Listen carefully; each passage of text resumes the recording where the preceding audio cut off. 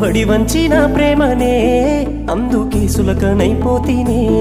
నీతో నూరేళ్ళు బతుకాలనే పిచ్చోడిలా నేనే కలగంటినే ప్రాణమంటూ మాటలు చెప్పి ప్రేమతోనే నా కళ్ళు గప్పి పెళ్లి చేసుకొని ఇంకోనితో నూరేళ్ళు నువ్వు నవ్వుతూనే ఉన్నా బాధగున్నదమ్మా నేనే ప్రాణమన్న మాటలెక్కడమ్మా